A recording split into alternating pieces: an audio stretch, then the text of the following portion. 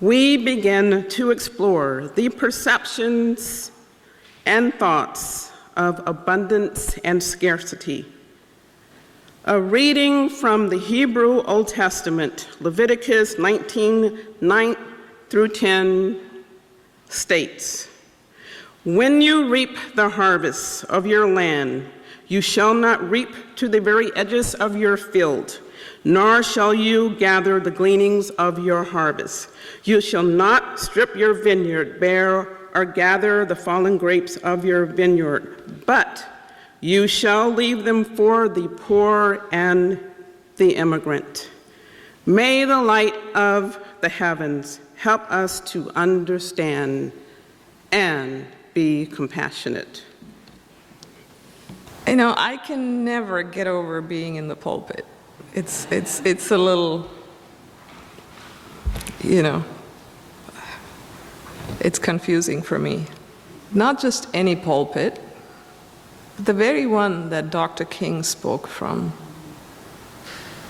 Let's take stock a bit today.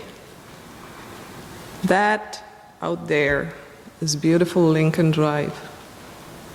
It may be frustrating, but it's a beautiful drive. This is USG. Every part of this building is beautiful, inside, outside.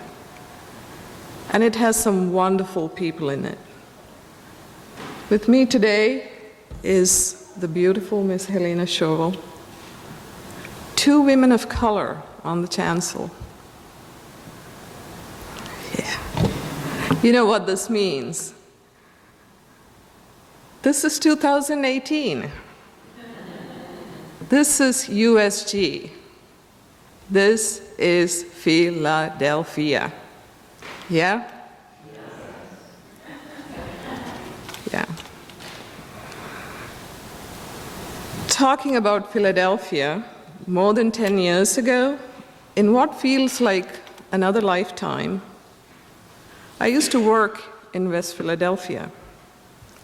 Every now and then I would take my lunch down to Penn's Landing and eat it in solitude by the water. Well, this one time, deadlines were looming at work. I was going through a major health crisis, and in general, things were not looking good. That day, I remember this clearly. I bought a chicken tandoori pita pocket. And if you know West Philadelphia, about 10, 12 years ago, you know where I bought it from. And as I get out of the L at Second, I'm thinking, why can't people just submit things on time? Now I'm going to have to work over the weekend. As I walk over to the water, I see a man on a bench. I can see that he lives there. When I get closer, I look at him, and he looks at my lunch bag. I ask, "Would you like half my sandwich?" Without making eye contact, he says, "Thank you." I go, "It is rather spicy, though." Still not making eye contact, he says quietly, "That's okay." I gave him half my sandwich, but I could not believe my own self. I choked on it when I tried to eat it. I was in tears, and I just sat there staring at the water. I also remember now that the sun was very bright on the Delaware that day. That incident bothered me so much that I have examined it a lot since then. More than a year would go by before I handed in my resignation. And it was more than a year from my resignation that my doctors would tell me that I can't work anymore.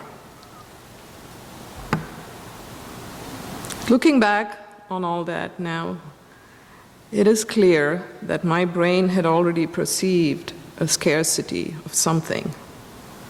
You know that checklist that society has created for you to know when you're doing well?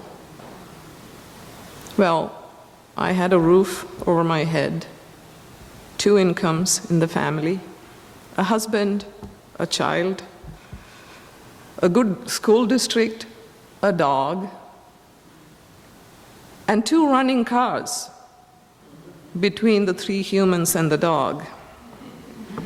Check, check, check. All of the above, check. But I behaved like a person who was severely lacking. Why else would someone cling to half a sandwich so tightly? Or hope that a man who lives on a park bench has spice intolerance? Really? I had a serious case of scarcity and abundance. What happens to a person that she can turn into a sandwich golem just like that? Well, apparently, a sense of scarcity in the midst of abundance happens because we fear loss, whatever the loss may be. Financial security, freedom, companionship, youth, health, opportunity, comfort, independence, you name it. Ori and Ram Brahman, in their book Sway, The Irresistible Pull of Rational Behavior, say that our natural tendency to avoid loss distorts our thinking, leading to poor decision-making. In my case, I could have given Penn's Landing man the whole sandwich, sat in solitude for a bit, because that's really what I wanted to do, and just bought myself another sandwich on my way back. It was as simple as that. And yet, my brain couldn't process any of it, because I was afraid. I was afraid that my health crisis might lead to losing my independence and my dignity. I wasn't aware of my fears, but I clung to that sandwich like it was a lifeline. In the song Homeless that is coming up, I hope you get the video because it's a beautiful video. They sing, "Strong wind, many dead, and tonight it could be you." We live, though, as if strong winds will never happen in our lives. And when the stuff does hit the fan, as it will, sooner or later, we promptly lose our marbles. Why do we not plan for adversities? Is it because we are pressured into looking on the bright side and not being so negative? Is it because we are conditioned to sugarcoat reality at all times? Whatever the reason might be, we humans do not always live our lives with complete honesty to our own selves. Here's the other interesting thing. The population of the United States is less than 5% of the whole world. We enjoy a standard of living that is far higher than most parts of the world, and we are well aware of this abundance. The awareness of abundance is anxiety-inducing because we fear potential scarcity, because we fear losing it all. Loss aversion is very powerful in humans. Research shows that the pain of losing is psychologically about twice as powerful as the pleasure of gaining. Brené Brown, a University of Houston professor, says that we live in a culture with a strong sense of scarcity. She says that the opposite of scarcity is not abundance, it is enough. And when do we have enough? When will anything be enough? Is it enough to have a roof over your head and a full belly? Is it enough to have a well-paying job and health insurance too? But here's the thing. We diet. We fast. We travel hundreds of miles with heavy backpacks. to sleep in the wilderness. We pay hard-earned money sometimes not to have a roof. We are willing to buy $500 candles and burn them. We are willing to pay $1,000 for a pound of coffee that was excreted by elephants in the jungles of Thailand. And then we drink it. We say we conquered mountain peaks, when all we mean is that the person came back alive, right? Imagine the stories the elephants and the mountain peaks are saying. It would seem then that enoughness and not enoughness are a tangled mess on a very wide spectrum created by us humans. Nonetheless, we know there is true scarcity, don't we? We all know that basic necessities are not being met for far too many. Instead of asking, when is it enough? It is clear that we must ask instead, does everyone truly have enough? While those of us who have never known hunger cling to our half sandwiches, there are those who live on park benches, and not by choice. This month at USG, the social justice focus is homelessness. In many parts of the world, necessities like clean air and water have become scarce to the point of being life-threatening. The songs in today's service are from different parts of the world. They're all kind of laments, and they are an integral part of the sermon because they are the voices of true scarcity. The workers who cannot stop working to even carry their injured out because to stop working would mean starvation. Those who are homeless, those who are starving, those who have no access to water. And yet, how many times have we heard things like, oh, stop complaining already and just do something about it? Or, all this lamenting is not going to help anybody. Or, well, life is tough for all of us, okay? And I won't even mention the whole bootstrap nonsense.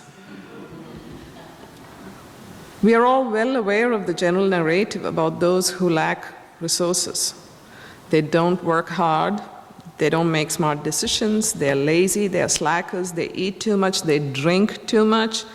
The list goes on and on. In short, society says that they deserve their lot.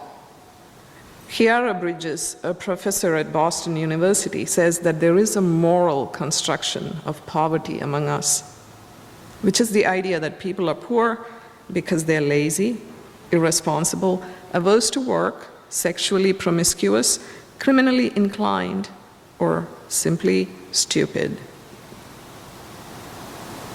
This explanation places the causes of poverty on the individual and completely ignores the social systems and structures.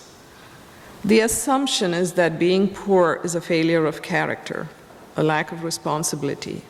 In fact, the framers of our Constitution were especially concerned that poor people might have undue influence over public policy. Social scientists Michael Delley and Scott Keeter observed that the framers tended to equate socioeconomic status with civic ability. The reality of being poor is that you spread your dollars so thin that there is always more month at the end of that wallet, right? Been there.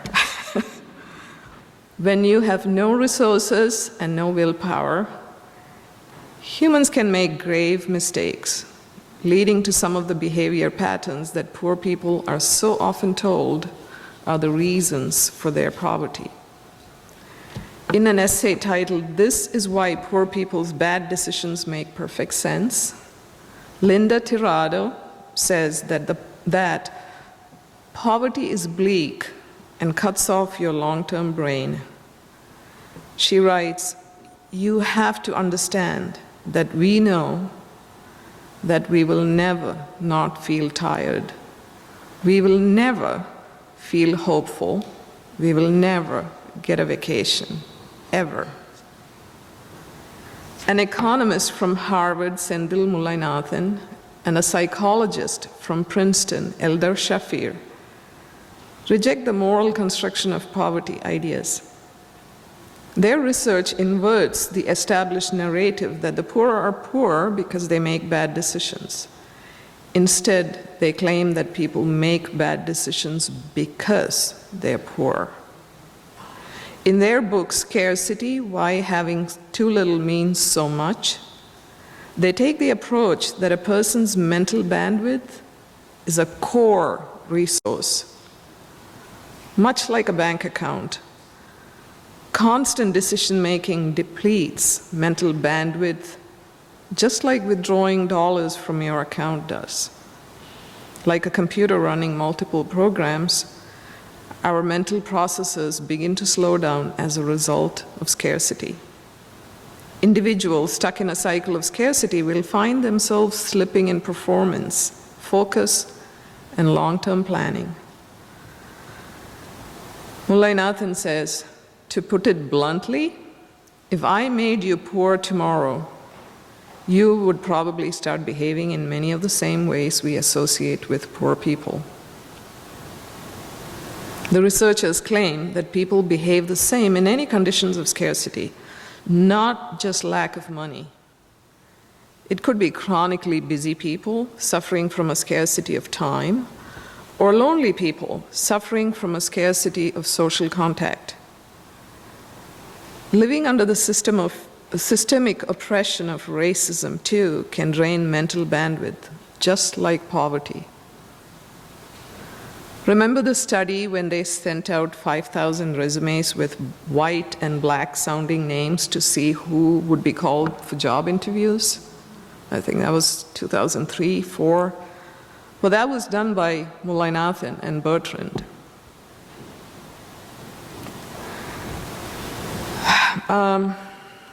Poet Nikki Giovanni wrote that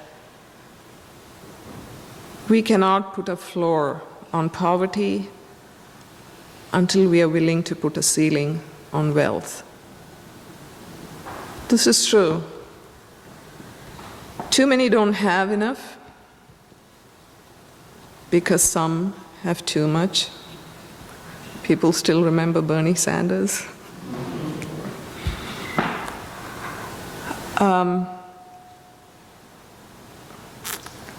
Talking about Bernie, I lost where I was. Too many don't have enough because some have too much. What loss do we fear that we want to hoard resources? I was at a mainline Unitarian event in 2016 where one woman said, "We all want to send our children to good schools. How then do we tolerate the Philadelphia public schools for other people's children?" We have a person here from Men Who Care of Germantown today. Clayton Justice has spoken to the Ending Racism Committee about the challenges facing schools in Germantown. What do we fear? Losing that we tolerate substandard public education for children. Fear of losing what led to the Holocaust of millions of Jews.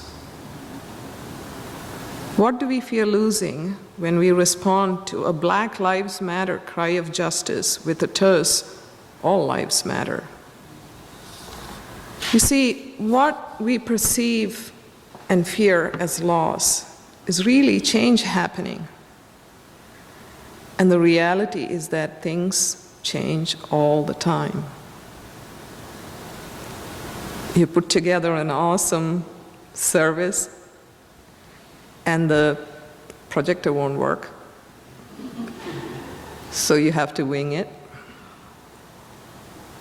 Fearing is not going to make it not happen. Miss Sandwich Gollum on Penn's Landing.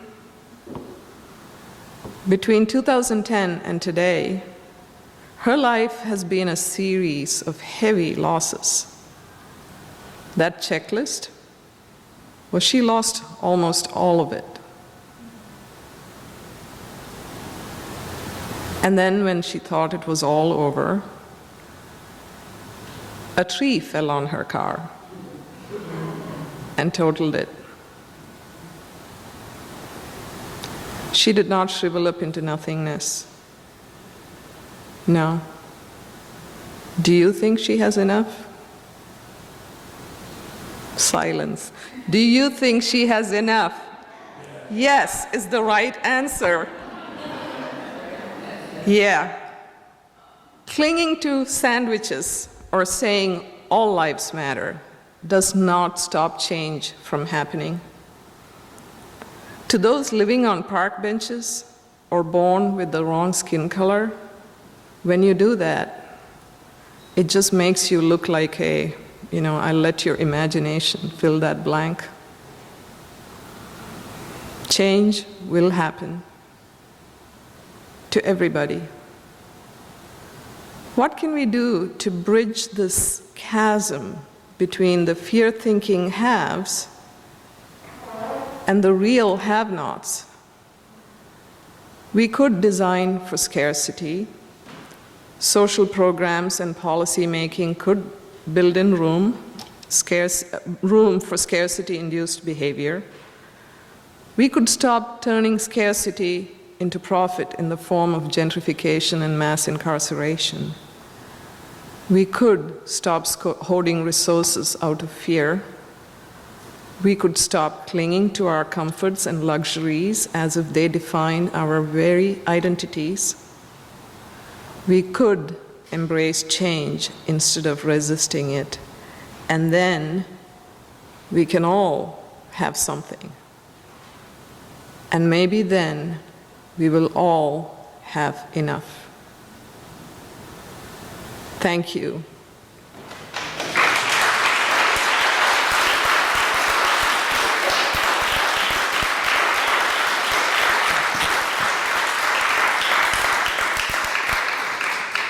Thank you, Parvathy. The reading today is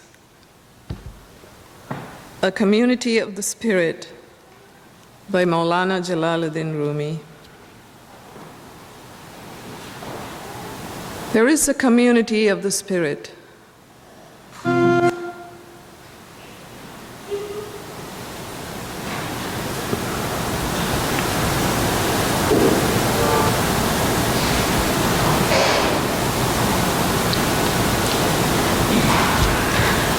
There is a community of the Spirit. Join it and feel the delight of walking in the noisy street and being the noise. Drink all your passion and be a disgrace. Close both eyes to see with the inner eye. Open your hands if you want to be embraced. Consider what you have been doing.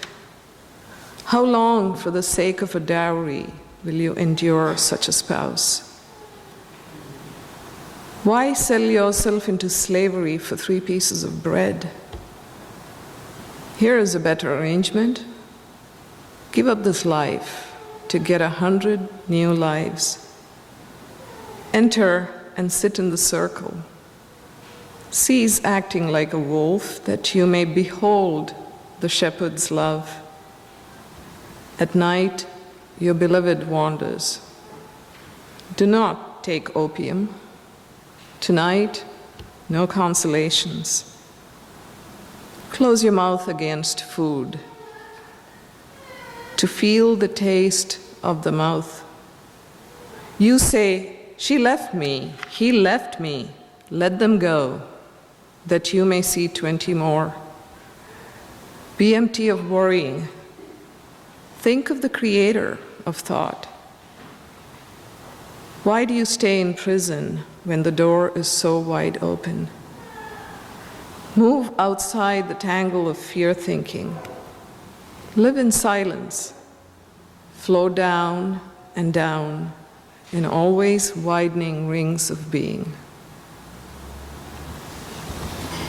Thank you, Parvathy. That's so beautiful.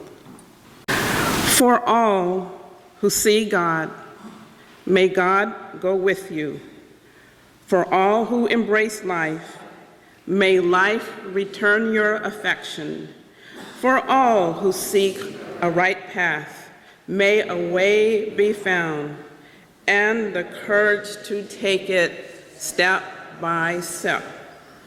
This is the conclusion of our service. Please greet your neighbor and pass the peace. Happy Sunday. Thank you. Thank you.